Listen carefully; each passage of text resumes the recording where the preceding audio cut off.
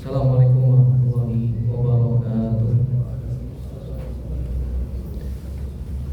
Alhamdulillah nahmaduhu wa nasta'inuhu wa nastaghfiruh wa na'udzu billahi min shururi anfusina wa sayyiati a'malina.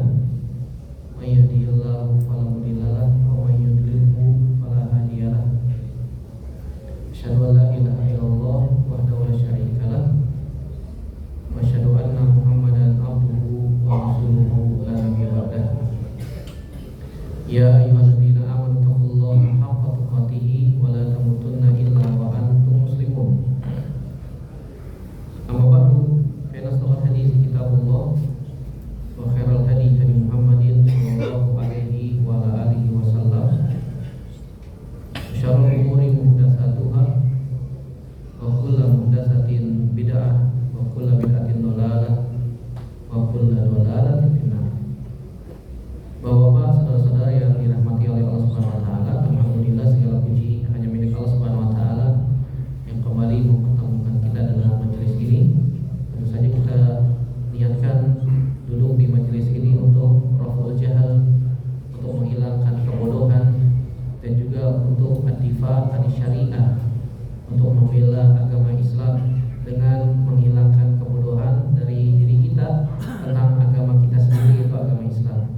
Salam dan salam senantiasa teriringkan kepada Nabi kita Muhammad sallallahu alaihi wasallam, kepada keluarga, sahabat, dan tidak lupa kita sebagai umatnya sampai kiamat kelak. Baik, melanjutkan pembahasan kita dari rukun iman, yang mana iman merupakan tingkatan yang kedua dalam agama kita setelah Islam. Kemudian iman, kemudian ihsan, sebagaimana disebutkan dalam hadis riwayat Imam Muslim dari sahabat Umar bin Khattab radhiyallahu taala anhu. Nabi SAW pernah ditanya tentang Islam, kemudian menjawab dengan rukun Islam yang 5. Kemudian Nabi SAW ditanya lagi oleh malaikat Jibril tentang iman, dan Nabi SAW menjawab dengan rukun iman yang 6. Kemudian Nabi SAW ditanya oleh malaikat Jibril tentang ihsan. Kemudian Nabi SAW menjawab al-ihsan al-ihsan itu adalah engkau beribadah ta'budallaha ka'annaka tarahu fa in lam takun tarahu fa innahu yaraka. Engkau beribadah kepada Allah Subhanahu wa taala seakan-akan engkau melihat Allah, dan jika kamu tidak sanggup untuk melakukan yang demikian, maka yakinlah bahwasanya Allah Subhanahu wa taala melihat kita. Ini tingkatan agama dalam Islam. Dan kita masih membahas tentang iman, dan kita masuk poin yang keempat, rukun iman yang keempat, yaitu beriman kepada Rasul.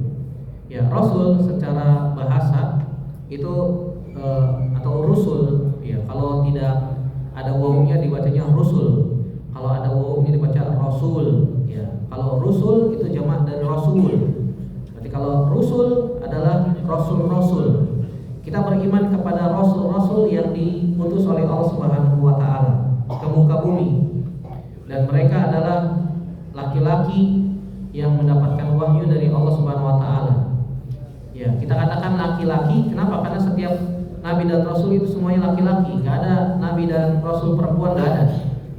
Walaupun ada yang mengatakan bahwasanya sebagian ulama, ya, sebagian kecil ulama mengatakan ada nabi dari kalangan wanita. Mana buktinya? Buktinya adalah Maryam mendapatkan wahyu dari Allah Subhanahu wa taala. Yang Allah Subhanahu wa taala perintahkan ketika ingin melahirkan Nabi Isa di bawah pohon kurma, Allah perintahkan Maryam untuk menggoyangkan pohon kurma. Wa huzzi ilaiki bi jiz'in nakhlati tusaqit alaiki rutaban janiyya. Ya, dan goyangkanlah pohon kurma, batang pohon kurma yang kokoh itu, maka akan jatuh buah kurma yang masih muda. Ya, rutoban janiyya. Itu menunjukkan perintah dari Allah Subhanahu wa taala kepada Maryam. Oh, berarti Maryam dapat wahyu dong, kan gitu. Oh, berarti ada nabi dari kalangan wanita. Begitu juga ibunda Nabi Musa alaihissalam. Ketika Nabi Musa alaihissalam masih bayi, Allah Subhanahu wa taala perintahkan ibunda Nabi Musa alaihissalam untuk meletakkan Nabi Musa yang masih bayi ke dalam peti, kemudian dihanyutkan ke sungai. Yaitu perintah. Berarti perintah dari Allah Subhanahu wa taala kepada ibunda Nabi Musa. Berarti ibunda Nabi Musa adalah nabi. Ini dalil mereka. Maka kita jawab, kita bantah bahwasanya yang dimaksud dengan perintah kepada ibunda Nabi Musa dan Maryam itu bukan wahyu, tapi itu namanya ilham. Itu namanya ilham, sesuatu yang dibisikkan. ya ke dalam hati mereka dalam bentuk perintah untuk menggerakkan goyangkan pohon kurma. Ya, itu bukan wahyu tapi ilham. Di antara makna wahyu adalah ilham. Ya, di antara maknanya adalah ilham. Ini menunjukkan bahwasanya seluruh nabi dan rasul semuanya laki-laki, nggak ada yang perempuan. Sepakat para ulama ya, Ahlussunnah wal Jamaah. Yang mereka membawa syariat dari Allah Subhanahu wa taala, mendapatkan wahyu dari Allah Subhanahu wa taala melalui perantara malaikat Jibril alaihissalam. Ingat, wahyu itu ada dua. Yang pertama wahyu dari Allah Subhanahu wa taala, yang kedua wahyu dari syaitan. Bahwasanya syaitan juga memberikan wahyu kepada wali-walinya. Bahwasanya Allah Subhanahu wa taala mengingatkan bahwasanya setiap orang yang mengajarkan kepada kebaikan itu pasti ada musuhnya. Tidaklah setiap orang yang mendakwahkan kebenaran, mendakwahkan tauhid, mendakwahkan Islam sebagaimana yang dibawa oleh para nabi dan rasul, pasti ada musuhnya. Pasti ada yang tidak suka. Siapa musuhnya? Kata Allah Subhanahu wa taala, minasyayatin yuhi ba'duhum ila ba'din zukhrufal qawli gurura. Musuhnya yang tidak suka terhadap pembawa kebenaran adalah syaitan, syayatin, setan-setan. Yuhi ba'duhum ila ba'din zukhrufal qawli gurura, yang mereka saling memberikan wahyu. Saling memberikan wahyu kepada walinya. Siapa wali-wali syaitan? Dukun dan orang-orang yang jahat, orang-orang yang berdosa. Dalam ayat yang lain disebutkan Allah Subhanahu wa taala mengatakan minal mujrimin, dari kalangan orang-orang yang berdosa. Jadi kalau misalnya ada orang yang enggak suka terhadap dakwah tauhid, terhadap dakwah yang benar sesuai dengan Al-Qur'an dan Sunnah Nabi SAW berdasarkan pemahaman para sahabat radhiyallahu taala anhum ajmain, kita ya, siapa yang mengatakan? Allah Subhanahu wa taala, minasyayatin, ya. Dalam ayat yang disebutkan minal mujrimin. Mereka adalah orang-orang yang berdosa. Dalam hatinya ada sesuatu. Dalam hatinya ada penyakit. Dikhawatirkan hatinya apa? Keras. Dikhawatirkan hatinya mati. Tidak bisa, tidak mau menerima nasihat, tidak mau menerima kebenaran. Padahal itu jelas-jelas dari Allah Subhanahu wa taala. Dan diperintahkan untuk menyampaikannya kepada manusia. Ini para nabi dan rasul. Ya, para nabi dan rasul semuanya diutus oleh Allah Subhanahu wa taala ke muka bumi. Dan mereka semuanya adalah manusia. Enggak ada nabi dan rasul dari kalangan malaikat, enggak ada. Makanya Allah Subhanahu wa taala menjelaskan di dalam Al-Qur'an bahwasanya para nabi dan rasul mereka adalah bashar. Mereka makhluk, tidak ada hak sama sekali dalam masalah rububiyah, enggak ada. Enggak boleh kita menyembah para nabi dan rasul, enggak boleh. Dan juga tidak memiliki hak dalam hal uluhiyah. Ya, kita nggak boleh menyembah mereka, nggak boleh. Dan mereka tidak memiliki kemampuan rububiyah seperti rububiyahnya Allah. Mereka nggak bisa menciptakan, mereka nggak bisa menghidupkan, mematikan, memberikan rezeki, nggak bisa. Allah Subhanahu wa taala sebutkan dalam Al-Qur'an surat Al-A'raf ayat 188, Allah berfirman, ya, "Qul la amliku li nafsi naf'an wa la dharran illa ma syaa Allah, wa la kuntu a'lamul ghaibi lastakthartu minal khairi wa ma massani yasu." Kata Allah Subhanahu wa taala, Allah perintahkan kepada Nabi sallallahu alaihi wasallam, "Wahai Muhammad, katakan, la amliku li nafsi naf'an wa la darran." Katakan kepada manusia, wahai Muhammad, bahwasanya aku tidak mampu memberikan manfaat dan juga tidak bisa menolak mudarat untuk diriku sendiri, illa masya Allah, kecuali apa yang Allah kehendaki. Walau kuntu a'lamul ghaiba lastakthartu minal khairi. Kalau aku mengetahui tentang perkara yang gaib, ya, pasti aku akan berbuat kebaikan dengan perbuatan yang banyak. Kebaikan yang sangat banyak. Wa ma massani yasu, dan keburukan tidak akan menimpa aku, kata Nabi sallallahu alaihi wasallam atas perintah Allah Subhanahu wa taala. Iya.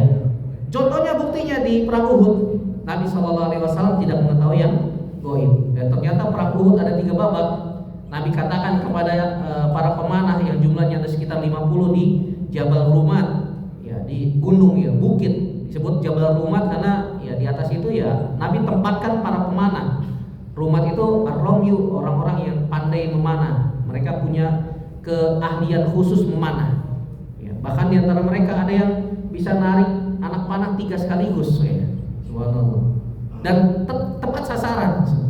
Tepat sasaran. Nabi tempatkan mereka di sana. Kata Nabi, jangan turun menang ataupun kalah. Dan jabal itu, gunung itu disebut juga Jabal Ainain. Ya, gunung yang memiliki dua mata. Kenapa? Karena posisi itu strategis. Dapat menjangkau, dapat melihat di berbagai sisi. Dan mereka dapat melihat ternyata di balik bukit ada pasukan kavaleri. Iya, pasukan kavaleri, pasukan berkuda, jumlahnya 200 pasukan yang dipimpin oleh Khalid bin Walid. Ketika itu waktu Khalid bin Walid belum masuk Islam. Hanya pasukan yang ada di bukit itu yang bisa melihat, karena mereka bersembunyi. Babak pertama kaum muslimin menang. Babak pertama kaum muslimin menang, sebagian besar pemanah turun. Apa tujuannya? Membantu menolong saudaranya yang sedang mengumpulkan ghanimah. Akhirnya Khalid bin Walid melihat ada peluang nih. Dia memutar, kemudian menguasai gunung tersebut, kemudian memanggil pasukan kafir Quraisy yang sudah kabur, yang sudah tunggang langgang. Akhirnya kaum muslimin dikepung dari depan dan dari belakang. Apa yang terjadi di peristiwa itu? Nabi SAW terkena pipinya terluka. Terluka, kena sayatan, kena hantaman pedang. Iya. Bahkan tertancap baju perang besi Nabi SAW tertancap di pipi beliau Sallallahu Alaihi Wasallam. Kalau Nabi tahu bakalan ada pedang yang akan menghantam dia, Nabi akan mengeles. Nanti ada pedang akan lewat sini, saya ngeles dulu kan begitu. Ya. Walau kuntu a'lamul ghaiba lastakthartu minal khair. Kalau aku tahu yang gaib, aku akan ngeles kan gitu kata Nabi SAW. Atas perintah Allah Subhanahu Wa Taala. Dan ternyata gigi Nabi SAW pun tanggal, patah, dan Nabi terperosok dalam lubang. Ya. Bahkan di peristiwa yang chaos gitu, yang sangat luar biasa, kacau ya, sudah kacau balau sudah. Bahkan dihembuskan Nabi SAW telah wafat. Ya. Sehingga memotivasi orang-orang kafir Quraisy untuk menghantam mundur pasukan kaum muslimin. Babak kedua kaum muslimin kalah telak. Ya. Sehingga kaum muslimin pun mundur, naik ke bukit atau ke gunung Uhud. Ya. Dan nanti di babak ketiganya ada 3 babak ya perang Uhud. Di babak ketiganya di hari Ahad setelah sholat subuh, karena perang Uhud itu hari Sabtu. Sabtu. Yang disebut dengan Jabal perang Hamro Asad, ya, perang Hamro Asad. Itu terjadi di hari Ahad pagi. Nabi berangkat dengan jumlah pasukan yang kemarin tidak ditambah. Apa tujuannya? Allah perintahkan mereka untuk membangun motivasi lagi. Ini pasukan intinya Nabi Sallallahu Alaihi Wasallam. Kalau mereka kalah, pasukan intinya down, ya, mentalnya turun. Kalau diperintahkan perang lagi repot, ya, agak berat. Makanya Allah perintahkan. Intinya di sini Nabi SAW terluka lah. Nabi nggak minta bantuan jin Uhud, jin Badar nggak ada, kan begitu. Nabi SAW tidak minta bantuan jin. Nabi tidak mengetahui yang goib. Ini menunjukkan manusia biasa. Tapi para nabi dan rasul mereka mendapatkan wahyu. Itu aja perbedaannya dengan kita. Kita nggak dapat wahyu, mereka dapat wahyu. Ustaz, anak saya namanya Wahyu. Itu anak, kasih nama Wahyu. Jangan ngaku-ngaku dapat apa? Dapat wahyu dari Allah. Kalau ada orang ngaku-ngaku dapat wahyu dari Allah, setelah kenabian sudah ditutup oleh Allah Subhanahu Wa Taala, kerasulan sudah tidak ada lagi, maka sudah dipastikan mereka dapat wahyu dari siapa? Dari setan. Karena ada 2 kemungkinan, wahyu dari Allah atau wahyu dari syaitan. Kemudian beriman kepada Rasul mengkonsekuensikan beberapa konsekuensi nanti ya.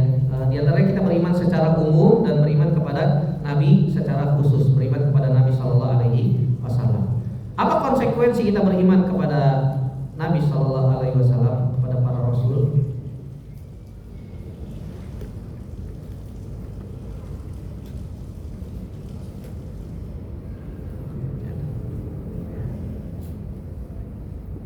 Yang pertama, yang wajib kita imani mereka adalah benar dari Allah Subhanahu Wa Taala. Ini yang diperselisihkan oleh orang-orang kafir Quraisy ketika Nabi Shallallahu Alaihi Wasallam diutus kepada mereka. Kenapa? Karena mereka tidak meyakini bahwa Nabi Shallallahu Alaihi Wasallam benar seorang utusan dari Allah Subhanahu Wa Taala. Ada 3 perkara, ada 3 hal yang didebatkan, diperselisihkan oleh orang-orang kafir Quraisy ketika Nabi SAW diutus. Yang pertama diantara ini tentang risalah kenabian. Mereka meragukan, benar gak sih Muhammad itu utusan Allah? Apakah benar ada seorang keturunan dari Abu Kabsyah, kata mereka. Abu Kabsyah itu kakeknya Nabi dari jalur ibu. Ya. Yang Abu Kabsyah ini masuk ke dalam agama Nasrani. Ya, kakeknya Nabi dari jalur ibu. Yang dia Abu Kabsyah ini masuk ke dalam agama Nasrani. Dan mereka tahu, tahu. Apakah benar ada keturunan dari Abu Kabsyah, kata mereka, yang mengaku-ngaku mendapatkan wahyu dari Allah Subhanahu wa taala dari langit? Mereka mengatakan demikian. Mereka tidak meyakini bahwa Nabi SAW adalah Rasul. Seperti Abu Sufyan contohnya, ketika masuk Islam di tahun ke-8 Hijriah setelah Fathu Makkah, dalam hatinya masih ada keraguan dia, benar gak ya Muhammad utusan Allah? Sampai dia membuat taktik, upaya-upaya bagaimana ya caranya supaya membunuh Muhammad. Padahal dia sudah menyatakan la ilaha illallah, tapi di dalam hati masih ada keraguan. Benar gak ya Muhammad itu seorang nabi? Sampai dia menyusun rencana plan A, plan B, plan C, bagaimana supaya membunuh Nabi SAW. Akhirnya Nabi lewat diberitahu oleh malaikat Jibril, wahai Muhammad tuh Abu Sufyan tuh sedang merencanakan cara supaya membunuh kamu. Padahal dia sudah mengucapkan apa?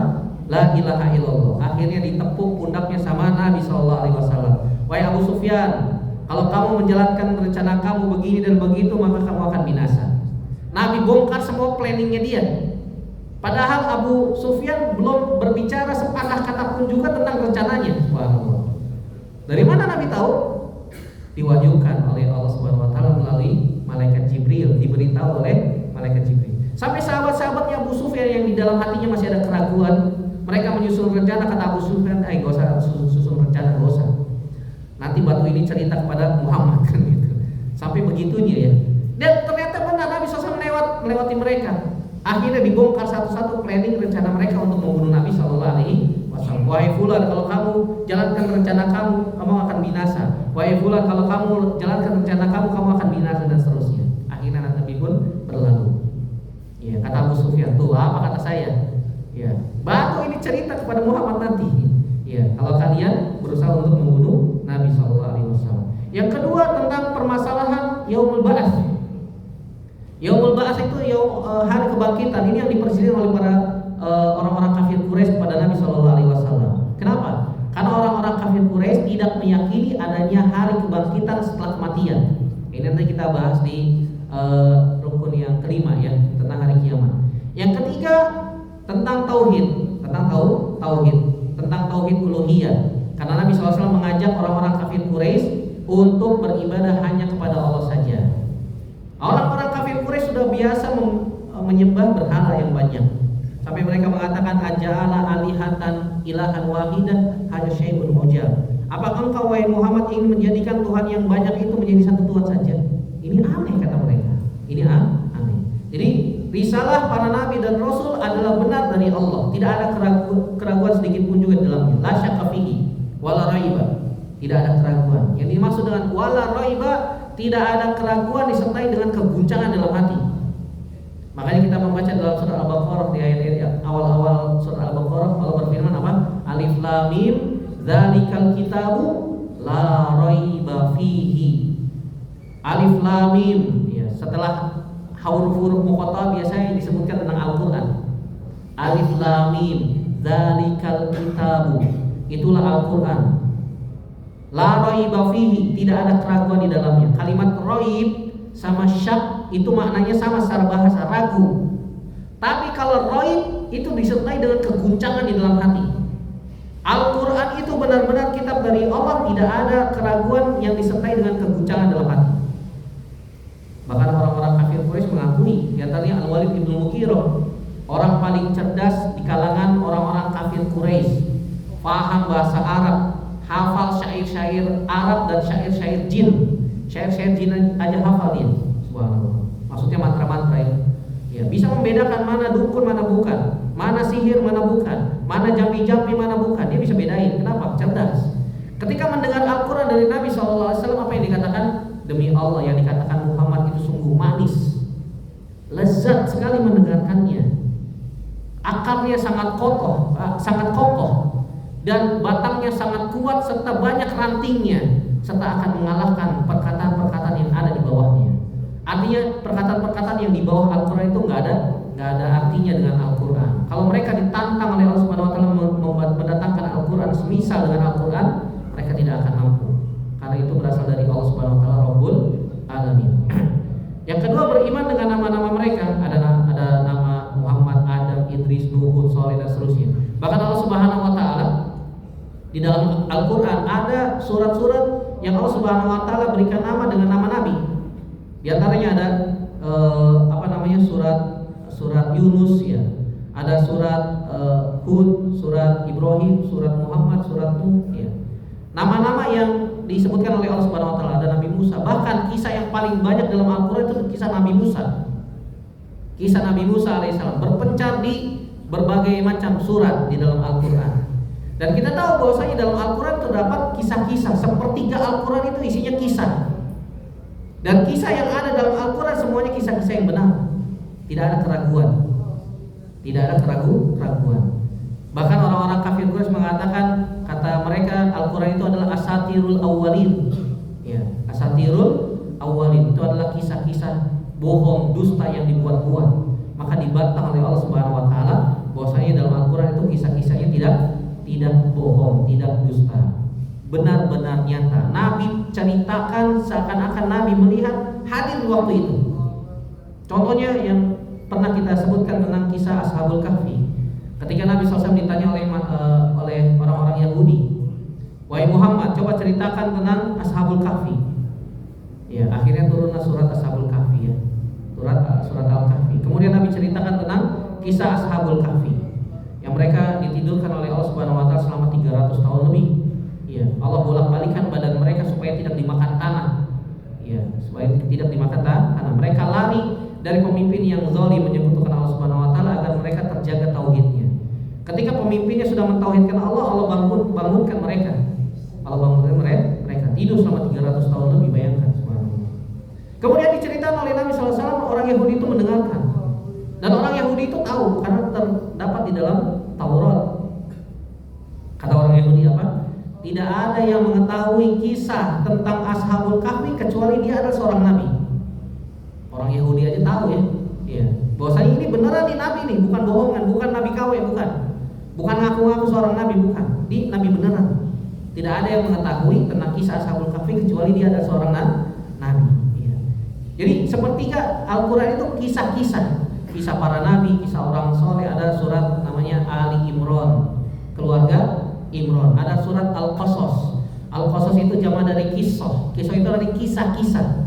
Ya, ada surat Al-Anbiya. Ada surat Al-Anbiya, isinya kisah-kisah. Ya, ada nama-nama Muhammad, Ibrahim, Musa, Nuh. Ya. Ini nama-nama nabi yang disebut dengan ulul azmi. Yang disebut dengan ulul azmi. Ada 5 nabi ya. Kenapa disebut ulul azmi? Mereka memiliki kesabaran yang luar biasa.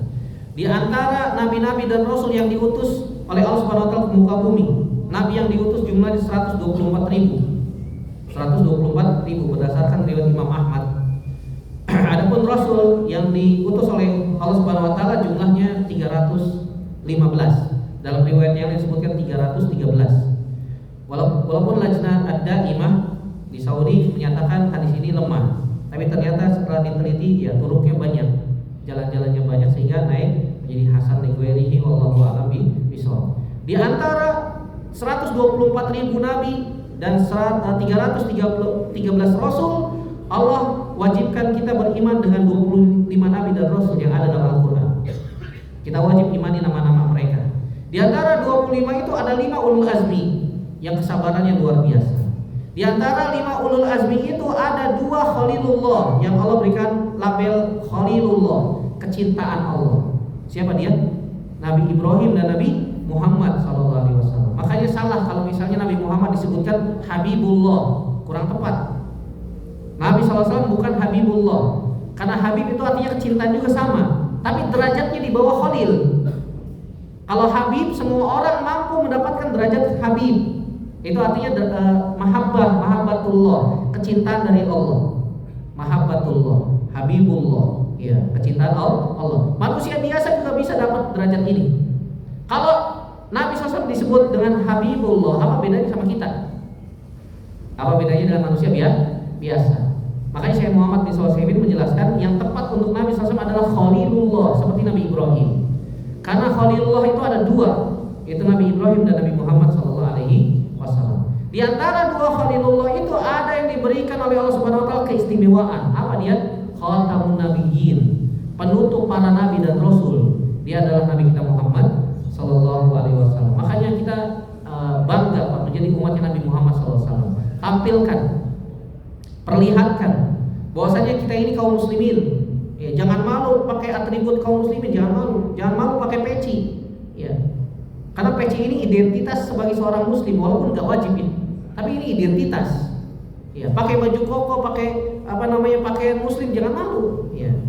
Orang kafir aja mereka menampilkan atribut kekufuran, mereka nggak malu. Kita yang di atas kebenaran kok malah malu, kan begitu? Ya, malu Ustaz. Kalau dipanggil Pak Haji kan gitu. Ya kita aminkan saja, amin. Walaupun belum naik haji ya. Walaupun sudah umroh nggak bilang Pak umroh kan gitu. Ini yang kedua. Yang ketiga, membenarkan seluruh kabar yang sahih yang datang tentang Nabi SAW, tentang para nabi dan rasul dalam Al-Quran. Yang keempat, mengamalkan syariat Rasul yang diutus kepada kita, yaitu khususnya syariat Nabi Muhammad SAW. Kenapa? Karena Nabi Muhammad SAW diutus kepada manusia secara umum. Bukan hanya manusia, juga kepada jin. Ya, ini tentang rukun yang keempat. Yang kelima, beriman kepada hari akhir. Maksudnya apa beriman dengan hari kiamat? Kenapa disebut hari akhir? Karena setelah itu nggak ada hari lagi. Karena setelah itu tidak ada hari lagi. Beriman tentang hari kiamat termasuk salah satu hal yang diperselisihkan juga oleh orang-orang kafir Quraisy. Karena mereka nggak percaya dengan hari kiamat. Kenapa? Karena mereka mengatakan kalau orang sudah mati selesai, rest in peace, kan begitu. Ya, tidak ada lagi apa? Hari kebangkitan. Ya, tenang jasadnya, ruhnya di alam kubur. Ini keyakinan orang kafir Quraisy zaman dulu. Kalau ada manusia yang meyakini demikian, berarti keyakinannya sama seperti orang kafir Quraisy zaman dulu. Mereka meyakini bahwasanya kematian adalah tempat istirahat terakhir. Makanya mereka mengatakan ya, rest in peace kan gitu. Bahkan di ambulan mereka tertulis way to heaven gitu. Jalan menuju apa? Jalan menuju surga. Bahkan ada juga menuliskan way to jalan menuju nirwana kan begitu. Bahasanya macam-macam, ujung-ujungnya sama lah. Intinya mereka sebenarnya meyakini adanya surga. Meyakini adanya surga, tapi mereka tidak meyakini adanya kehidupan setelah kematian. Adanya alam yang lain setelah kematian. Ya. Kita meyakini kaum muslimin kita akan melewati fase 5 alam. 1 disebut dengan alam ruh. Kita sudah dikumpulkan oleh Allah Subhanahu Wa Taala, sudah diciptakan ruh kita 50.000 tahun sebelum penciptaan langit dan bumi. Allah sudah mengikat perjanjian dengan ruh-ruh kita. Alastu bi rabbikum qalu bala syahidna. Allah mengikat perjanjian, bukankah aku adalah Rabb kalian? Ya, manusia semua yang dalam bentuk ruh, termasuk ruhnya Nabi Adam sampai ruhnya Nabi Muhammad SAW, sampai ruh manusia terakhir nanti pada hari kiamat, mereka menyatakan qalu bala syahidna. Iya, kami bersaksi engkau adalah Rabb kami. Kemudian yang kedua ada disebut dengan alam rahim. Ya, kita biasanya dalam rahim 9 bulan. Normalnya ya, manusia di dalam rahim 9 bulan. Yang ketiga, alam dunia. Sekarang kita berada di alam yang ketiga, alam dunia. Sampai kapan Ustaz? Ya, 60 sampai 70 tahun kata Nabi SAW. Amal ummati baina sittina wa sab'in. Umur umat itu 60 sampai 70 tahun. Wa qalilun ma yujawizu zalik, dan sedikit sekali yang lebih dari 70 tahun. Yang ketiga nanti kita akan masuk ke alam keempat yang namanya alam barzah atau disebut dengan alam kubur. Sampai kapan Ustaz? Sampai hari kebangkitan. Wa min waraihim barzakhun ila yaumi yub'atsun, kata Allah Subhanahu wa taala. Di hadapan mereka ada hari kebangkitan. Ada alam barzah sampai hari kebangkitan. Kemudian yang kelima ada alam akhirat yang panjang, ada pada mahsyar, nanti ada mizan, nanti ada sirat, kemudian ujungnya nanti ada surga ataupun neraka. Di bawah sirat ada neraka Allah Subhanahu Wa Taala, dan sirat itu kata Nabi SAW licin dan menggelincirkan. Dia lebih tajam daripada mata pedang. Adapun yang menyebutkan bahwasanya seperti rambut di belah 7 itu hadisnya lemah. Hadisnya lemah. Walaupun disebutkan dalam kitab-kitab akidah, sirat itu titian itu adalah seperti rambut di belah 7. Tapi hadisnya lemah. Yang sahih bahwasanya sirat itu lebih tajam daripada mata pedang, licin dan menggelincirkan. Udah licin menggelincirkan. Dan di sampingnya ada kalalib kata Nabi SAW, seperti kail-kail yang siap menghantam, mengail orang-orang yang lewat di atas sirat tersebut. Ya, ada yang terjatuh, ada yang lewat seperti angin kencang, ada yang lewat seperti petir kilat menyambar seperti kuda balap, ada yang lari biasa, ada yang jalan biasa, ada yang terseok-seok, jatuh bangun, akhirnya sampai juga. Dan ternyata ada juga yang jatuh, jatuh. Kemudian sampai ujungnya ada surga dan neraka. Ada surga Allah Subhanahu Wa Taala. Dan ternyata mereka yang sudah dipastikan masuk surga belum bisa masuk surga sampai mendapatkan syafaat dari Allah Subhanahu Wa Taala. Allah Subhanahu Wa Taala memberikan syafaat kepada penduduk surga yang sudah dipastikan masuk surga untuk segera masuk surga. Dan Nabi SAW mengabarkan dengan kabar gembira untuk umatnya, Nahnul akhirunal awwalun. Kita ini umat yang terakhir tapi nanti masuk surganya duluan. Inilah kekhususan umatnya Nabi Muhammad SAW. Konsekuensi kita beriman kepada hari akhir 3. Yang pertama beriman dengan hari kebangkitan, tadi sudah disebutkan, beriman dengan hisab dan pembalasan. Ini saya sebutkan ayat-ayatnya saja, nanti bisa dicek. Kemudian beriman dengan surga dan neraka. Bahwasanya surga dan neraka adalah dua makhluk Allah yang abadi. Dua makhluk Allah Subhanahu Wa Taala yang abadi dan sudah diciptakan. Artinya surga dan neraka saat ini sudah ada. Sudah ada. Tapi permasalahan apakah sudah ada penghuninya atau belum, itu yang dikhilafkan, diperselisihkan oleh para ulama. Yang sahih bahwasanya surga dan neraka belum ada penghuninya. Terus bagaimana dengan Nabi mengabarkan bahwasanya penduduk surga begini, penduduk neraka begini, Ustaz? Maka dijawab, Allah Subhanahu Wa Taala memperlihatkan, menggambarkan nanti penduduk surga begitu, nanti penduduk neraka seperti itu. Bukan berarti bahwasanya sekarang sudah ada penduduknya, belum. Terus mereka di mana, Ustaz? Mereka di alam barzah, ruhnya berada di alam barzah. Ada yang mendapatkan kenikmatan dalam kubur, ada yang mendapatkan azab dalam kubur. Ya. Semua ruh manusia sampai hari kebangkitan di alam barzah. Ingat, kalau ruh sudah masuk ke dalam alam setelahnya tidak bisa balik lagi ke alam sebelumnya. Kita sekarang sudah berada di alam dunia, nggak bisa balik lagi ke alam rahim, nggak bisa. Mak, saya mau masuk lagi, mak, gitu. Nggak bisa balik lagi ke alam rahim, ya nggak bisa. Ruh yang sudah masuk ke alam barzah, ke alam kubur tidak bisa balik lagi ke dunia.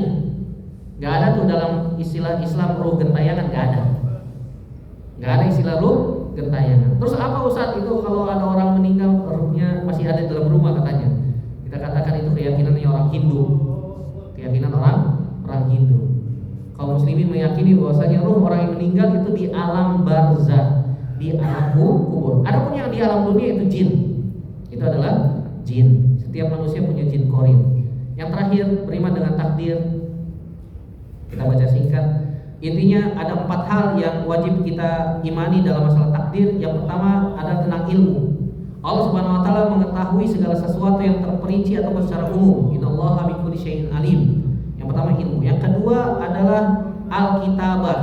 Allah telah mencatat seluruh takdir 50.000 tahun sebelum penciptaan langit dan bumi di Lauhul Mahfuz. Lauhul Mahfuz itu catatan takdir. Ada di langit ke-7. Tidak ada yang tahu isi catatan itu kecuali Allah. Sampai malaikat Jibril pun nggak tahu. Itu Lauhul Mahfuz. Adapun malaikat yang ada di langit dunia diberikan bocorannya aja oleh Allah Subhanahu Wa Taala, kisi-kisinya. Tidak semuanya diberitahu oleh Allah Subhanahu Wa Taala. Yang ketiga yaitu masyiah. Allah menghendaki seluruh yang terjadi. Wa masya'a fa'al wa ma lam yasha' lam yakun. Kalau Allah berkehendak akan terjadi, kalau Allah tidak berkehendak tidak akan terjadi. Dan yang keempat adalah al-khalqu, penciptaan. Iya, penciptaan. Sama seperti orang yang memiliki ilmu arsitek lah. Dia ingin membangun sesuatu, dia pikirin dulu, dia punya ilmunya.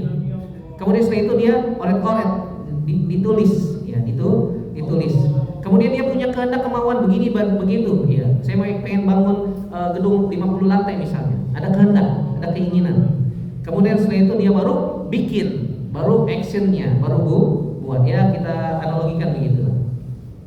Allahu a'lam bishawab. Ya, ini pembahasan tambahan Syu'abul Iman, artinya cabang-cabang keimanan. Nabi mengatakan ada 60 cabang, dalam riwayat yang disebutkan ada 70 cabang. Intinya bahwasanya cabang iman itu sangat banyak, tidak bisa ditentukan dengan bilangan.